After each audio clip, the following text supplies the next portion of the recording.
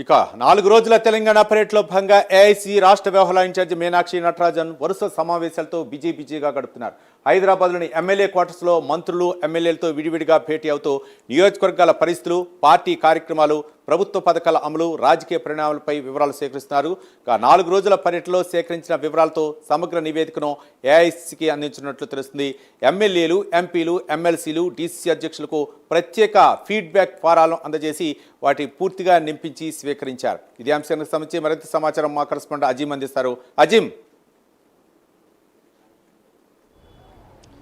AICC రాష్ట్ర వ్యవహారాల incharge Meenakshi Natarajan 4 రోజుల తెలంగాణ పర్యటన అంతా కూడా బిజీగా కొనసాగుతుందని చెప్పుకోవాలి. మొదటి రోజు ఏదైతే ఎంపీలతో అలాగే మంత్రులతో సమావేశమయ్యారు, ఆ పార్లమెంట్ పరిధిలోని సమస్యలను అలాగే సర్స్ ప్రక్రియకు సంబంధించినటువంటి అంశం కావచ్చు, ప్రభుత్వ పథకాల అమలు తీరు, అలాగే పార్టీ కార్యక్రమాలపై పూర్తి స్థాయిలో వివరాలు అడిగి తెలుసుకున్నారు. అలాగే పార్లమెంట్ పరిధిలో ఏ నియోజకవర్గంలో అయినా సరే రాజకీయంగా కాంగ్రెస్ పార్టీకి సంబంధించినటువంటి విభేదాలు ఏమైనా ఉన్నాయా, ఉంటే ఆ విభేదాలకు కారణం ఎవరు, ఏమైనా సమన్వయం చేసేటువంటి ప్రయత్నం చేశారా, ఈ ఇష్యూ ఏ వరకు ఉంది అనేటువంటి విషయాలు కూడా ఏదైతే ఆ ఎంపీలతో మంత్రులతో అడిగి తెలుసుకునేటువంటి ప్రయత్నం చేశారు. అలాగే వారికి ఒక ఫీడ్బ్యాక్, ఎమ్మెల్యే, ఎంపీ, ఎమ్మెల్సీలకు సంబంధించినటువంటి ఒక ఫీడ్బ్యాక్ ఫామ్ని కూడా ఇచ్చారు. ఆ ఫీడ్బ్యాక్ ఫామ్లో పలు ప్రశ్నలతో ఇవ్వడం జరిగింది. ఆ ప్రశ్నలతో పాటు దాంట్లో ప్రధానంగా కూడా సోషల్ మీడియాకి సంబంధించిన అంశం కూడా ఎక్కువగా సోషల్ మీడియాని ఫాలో అప్ కావాలి. ఇండియన్ నేషనల్ కాంగ్రెస్, ఖార్గే, రాహుల్ గాంధీ, ప్రియాంక గాంధీ ఇలాంటి వారికి ఏమైనా సోషల్ మీడియా ఫాలో అవుతున్నారా, ఇన్స్టాగ్రామ్లు అలాగే ఇవన్నీ కూడా, సో ఇక్కడే మీరు సోషల్ మీడియాలో యాక్టివ్గా ఉన్నారా లేరా అనేటి ప్రధానమైన అంశాలు కూడా అందులో ఆ ఫామ్లో మనకైతే కనిపించాయి. ఇక దీని తర్వాత 2 రోజుల పాటు కూడా గాంధీ భవన్లో మీనాక్షి నటరాజన్ వరుసగా కూడా డీసీసీ అధ్యక్షులతో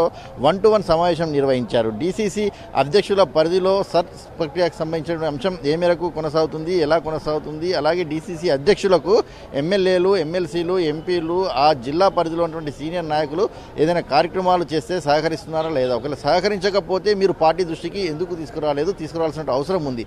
ఆ 1-to-1 సమావేశంలో ప్రతి డీసీసీ అధ్యక్షులకు సంబంధించినటువంటి పర్ఫార్మెన్స్ 6 months పర్ఫార్మెన్స్ లిస్టు ముందు పెట్టుకొని వారికి కార్యక్రమాల వివరాలు పూర్తి స్థాయిలో కూడా తెలుసుకుంటున్నారు. ఒకవేళ డీసీసీ అధ్యక్షులు ఏదైనా చెప్పినట్టయితే మీ పర్ఫార్మెన్స్ లిస్ట్ అంతా కూడా నా దగ్గర ఉంది, మీరు చెప్తున్న దానికి ఇక్కడ టాలీ అవ్వడం లేదు, మీకు అక్కడ సమస్య ఏంటి అనే విషయాలను కూడా పూర్తి స్థాయిలో డీసీలతో చర్చించి పూర్తి స్థాయిలో కూడా వారి దగ్గర కూడా పూర్తి స్థాయి నివేదికను కూడా 6 months పర్ఫార్మెన్స్ పైన తీసుకోవడం జరిగింది. ఇక ఈ రోజు ఉదయం నుంచి కూడా ఏదైతే మీనాక్షి నటరాజన్ ఎమ్మెల్యే క్వార్టర్స్లో వరుసగా అటు ఎమ్మెల్యేలతో అలాగే మంత్రులతో సమావేశం అవుతూ వస్తున్నారు. మొత్తం 23 మందికి ఈరోజు అపాయింట్మెంట్ ఇచ్చినట్టు కూడా తెలుస్తుంది. అందులో మంత్రి తుమ్మల, పొంగులేటి శ్రీనివాసరెడ్డి అలాగే మరికొంతమంది ఏదైతే మంత్రులు అందరూ కూడా ఏదైతే ఈ సమావేశంలో పాల్గొన్నారు, ఎమ్మెల్యేలు కూడా పాల్గొన్నారు. సో వీరంతా కూడా ఏదైతే కోమటిరెడ్డి వెంకటరెడ్డి అందరితో కూడా భేటీ అవుతున్నారు.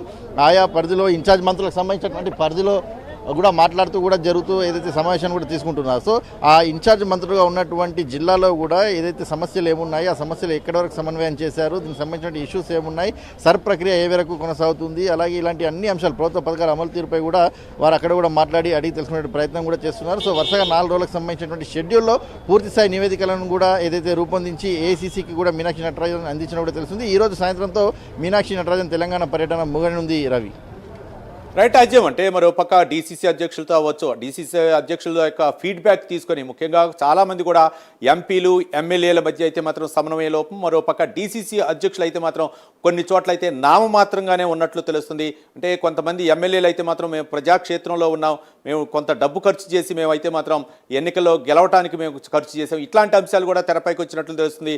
మరోపక్క డీసీసీ అధ్యక్షులు అయితే మాత్రం మీనాక్షి నటరాజన్ ముందు అయితే మాత్రం కొంత వాపోయినట్లు తెలుస్తుంది. దీన్ని ఏ విధంగా చూడొచ్చు అంటారు అజీం? డీసీసీ అధ్యక్షులు మీనాక్షి నటరాజన్ ముందు ఆ జిల్లాలోని పరిస్థితులు పూర్తి స్థాయిలో వివరించేటువంటి ప్రయత్నం చేశారు. ఆ జిల్లాలో గెలిచినటువంటి ఎమ్మెల్యేలు, ఎమ్మెల్సీలు, ఎంపీలు ఎవరెవరైతే సహకరిస్తున్నారు, సహకరించడం లేదు, ఈ వివరాలన్నీ కూడా మీనాక్షి నటరాజన్ ముందు ఉంచడం కూడా జరిగింది. ఏదైతే ఆ జిల్లాలోని సీనియర్ నాయకులు తమ ఏదైనా పార్టీ కార్యక్రమాలకు పిలిచినప్పుడు కానివ్వండి, లేకపోతే ప్రభుత్వ పథకాలకు సంబంధించిన అంశం కానివ్వండి, అమలు తీరుకు సంబంధించిన అంశము, సో ఎక్కడైనా సమావేశాలు జరిగినప్పుడు ఏదైతే పూర్తి స్థాయిలో డీసీసీలుగా ఉన్న మాకు వాళ్ళు సహకరించడం లేదు, ఏదైతే ఏమైనా చెప్పినట్టయితే ఖచ్చితంగా మా స్థాయి వేరు, వారి స్థాయి వేరు, ఏముంటుంది డీసీసీలతో, మేము ఎమ్మెల్యేలుగా ఉన్నాం, ఎంపీలుగా ఉన్నాం, ఎమ్మెల్సీలుగా ఉన్నాం, మాకు తెలియదా పరిధి అనేటువంటి విషయంలో కూడా కొంచెం మంది వివరించినట్టు కూడా తెలుస్తుంది. సో ఈ విషయంలో వాళ్ళ పర్ఫార్మెన్స్ పూర్తి స్థాయిగా కూడా ఏదైతే డౌన్గా ఉంది. సో ఈ విషయాలు మీనాక్షి నటరాజన్ ఆ డీసీసీల దగ్గర ప్రస్తావించినప్పుడు వారి అంశాలన్నీ కూడా చెప్పుకుంటూ కూడా రావడం కూడా జరిగింది. అలాగే మరికొన్ని స్థానాల్లో కూడా డీసీసీ అధ్యక్షుల పర్ఫార్మెన్స్ చాలా పూర్గా ఉంది, వారి యాక్టివిటీ కూడా తగ్గిందనేటువంటి విషయాన్ని కూడా ఏదైతే ఆ జిల్లాకు సంబంధించిన ఎమ్మెల్యేలు, ఎంపీలు కూడా ఈ పరిధిలో ఉన్నటువంటి డీసీసీ అధ్యక్షులు పూర్తి స్థాయిలో వర్క్ వర్క్ చేయడం లేదు, యాక్టివ్గా లేరు, ఏదైతే పూర్తిస్థాయిగా మేము చెప్పినప్పటికీ కూడా కార్యక్రమాలు చేయడంలో విఫలమవుతున్నారు అనేటువంటి విషయాన్ని కూడా మీనాక్షి నటరాజన్ దృష్టికి తీసుకొచ్చినట్టు తెలిసింది. సో ఈ నేపథ్యంలో చిన్నపాటి క్లాస్ ఏదైతే డీసీసీ అధ్యక్షుడు కూడా ఇచ్చినట్టు తెలిసింది. ఏ విషయమైనా సరే పార్టీ దృష్టికి తీసుకురావాలి, ఎవరు సహకరించినా సహకరించకపోయినా కార్యక్రమాలు చేయకపోయినా అక్కడ ఎలాంటి పరిస్థితి ఉన్నా కానీ పూర్తిస్థాయిలో పార్టీ దృష్టికి తీసుకురావాలి, ఎలాంటి వివాదాలు ఉన్నా కూడా తీసుకురావాలని చెప్పి కూడా మీనాక్షి నటరాజన్ వారికి మాట్లాడినట్టు కూడా మనకు తెలుస్తుంది. Ravi, right, thank you Azam.